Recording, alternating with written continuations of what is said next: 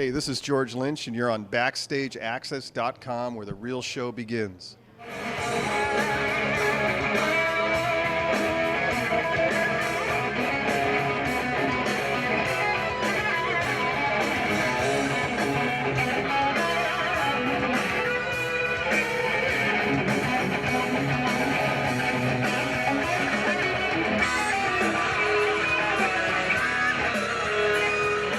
Gus Gussinger here from Backstage Access. We're here at NAMM 2015 with guitar legend, in my mind, George Lynch. We are backstage, though, right? Is it literally backstage? George just got done playing in front of a lot of fans here at the ESP booth, and you talk about ESP, and that's family for you, and you're talking a 30-year relationship with ESP. Pretty much. Talk about how you actually got hooked with ESP, and tell us about your relationship today. Back in the mid-'80s, my guitar tech and myself were looking for a guitar company to build a certain kind of guitar for us. So we originally hooked up with a company called Kramer in New Jersey. Right. And we visited the factory and found that all their parts were being supplied to them by this company called ESP, which we weren't aware of. So we thought, why don't we just go to the source? So we went to tour in Japan later that year, and we made an appointment, went and visited ESP and had a meeting and ended up spending a couple of days there. And in pretty much one day, we collectively designed the Kamikaze, which is my first guitar with them. And it's still in production, and it's done really well for us. So it was a really nice fit, and it just kind of happened. But what's ironic and funny about that story is my tech at the time is now the president of ESP. He worked his way up. Literally from 48th Street in New York, custom shop. Back after he was done working with me, he wanted to get off the road, and I helped him get his job at ESP because I was then, a pretty strong endorser, and helped him get his foot in the door. And he worked his way up, and he's been the president for probably 15 years. So you get special extra perks because you have that relationship. And the sandwiches, hello. Chilled water. Not everybody gets that. Right now, the hot record and everybody's talking about in rock is the collaboration between you and Michael Sweet. Well, there's the AC/DC record, too. Yeah. Which I love, by the way.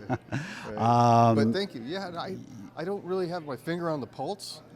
I don't know what's going on. The videos, I think, are being released regarding it. And Dying Rose is the video that I really was like a great song. I mean, whether I was involved in it or somebody else's song, I mean, I just love that song. It just seems like it'd be a huge universal hook. And so I hope, for everybody's sake, people appreciate good rock music, older style music, classic music, and for Michael and myself that it does well, but we'll see. How'd you guys hook up? We did some touring together, mutually with our bands, with Stryper and Lynch Mob, a couple of years ago. We were hitting a lot of the same festivals, and we did some of the boat cruises and things like that. So we ended up spending a lot of time together and just hanging out. And he's a great guy, and obviously very dedicated to his craft and his work, takes care of his voice, and works really hard at what he Great does. live band, so underrated. Yeah, very he underrated has that band. beautiful, clear rock voice, very powerful, projects really well, and just a straight up wonderful guy. So we were just kind of talking about finding a way to do something. We weren't sure what it was. One of the things we were thinking of doing was Jeff Pilson, myself, and Mick Brown putting like Dokken back together, but with Michael singing, which is something we're still thinking about, but it's on the back burner. Like the tooth and nail kind of. Yeah, right. TNN thing, but we won't call it TNN. Right. We'll call it. We're thinking to call it Neckod, which is Dokken backwards. Which I don't know if that would be. We'd probably get sued. But anyways, but he ended up doing a deal with Serafino as a production deal, I believe. Okay.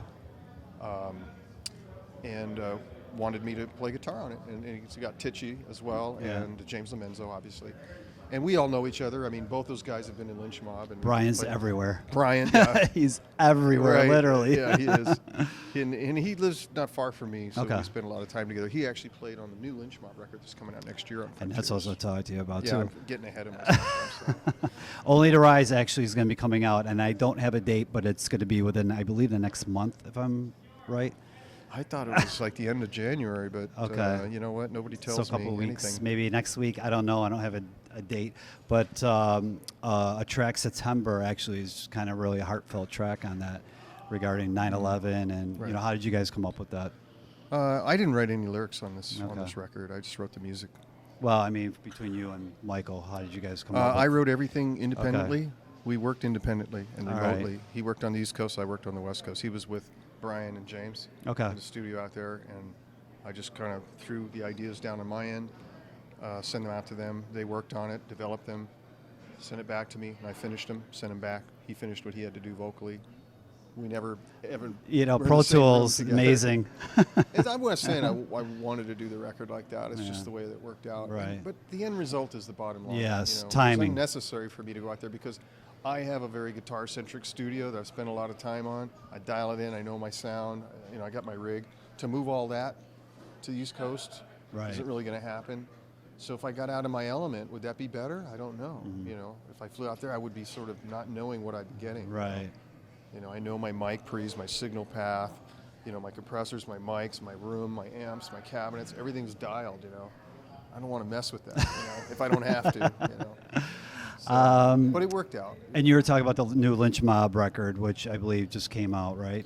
There's a new one that just came out Yeah. called Sun Red Sun on Rat Pack Records. Okay. And that's doing pretty well. We got a video coming out for that. But we are nearing completion on another full-length record for Frontiers Records next Okay. year. And that's got Brian Tichy on it again. I told you he's everywhere. Right, and Jeff Pilson on bass. Okay. Which is pretty interesting. You guys And- still have a great relationship, obviously, because you Yeah. play in all these different But we don't projects. see each other and that stuff. much Yeah. and get a chance to work together like we want to because He's busy with Foreigner. he's got Foreigner, you know. He's producing a lot too. He's Yeah. he's doing a lot of side projects. But we have dreams. Someday we'll get to play together again. So there's always Nekod. Right? So tell us, like, what can the fans expect from George Lynch going forward after NAMM, and obviously the new records, but like maybe touring. Michael Sweet, are you going to do any like tour dates with him possibly? We're Any Lynch Mob dates, anything like that? Lynch Mob and Sweet and Lynch have the same agent, Okay. touring agent, booking agent. So we're starting to assemble dates right Okay. now. It's just in the initial stages, you know, putting Right. some dates together. Lynch Mob definitely has dates. We're working on Sweet and Lynch. I don't know Okay. if we're gonna go out and play, but it depends. We hope what you we're able do. to put together. That would be an amazing project. Yeah. I've And- got another project I was working on, have been working on for about 2 years, called The Infidels. Okay. And actually, we finally found the vocalist that we've been looking for. We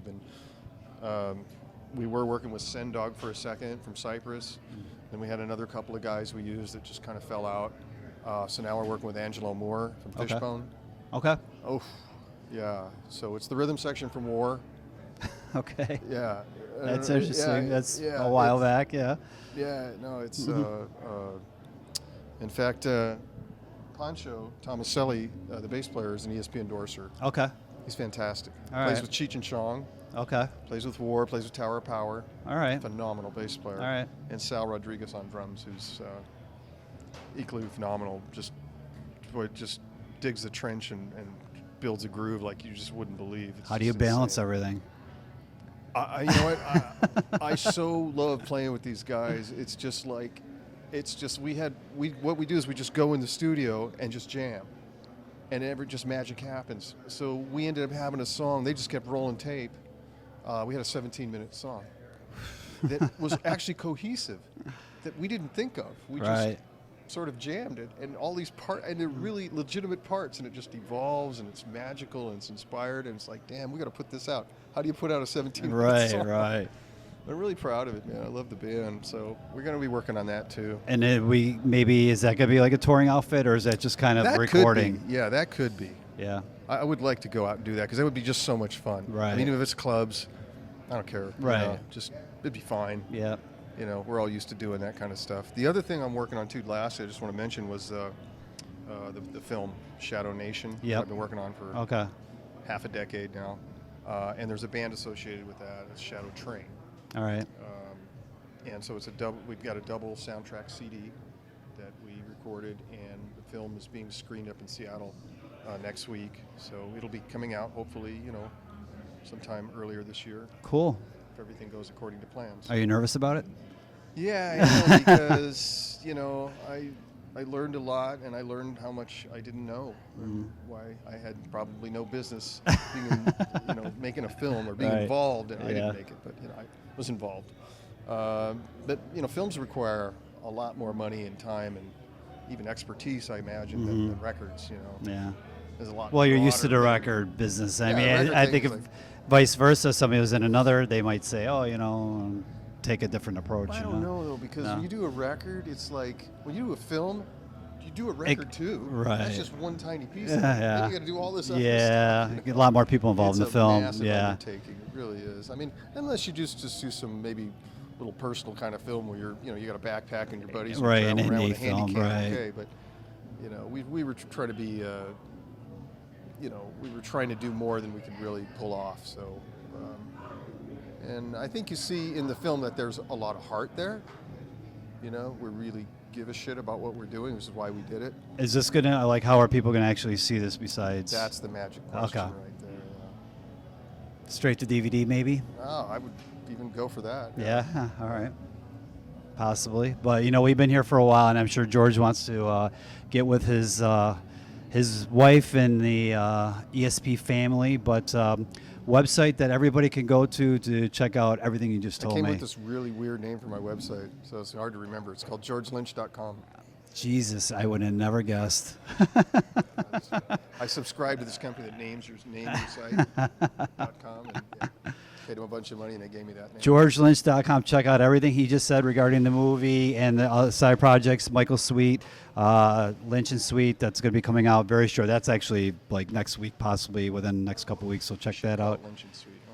Sweet Lynch. You know what it was really? It was originally called Sweet Lynch. And I was like, over my dead fuck, no fucking way you're calling it that. They go, we'll put and in there. I go, no, just call it anything else, you know, fucking invisible pumpkins. I don't know. Check out everything at georgelynch.com. And we, you know, obviously, thank you very much for talking to us today. I know he's very gracious and modest, but if you see this man perform, you'll understand why. He's a beast still on the Ridiculous. guitar. Oh, yeah.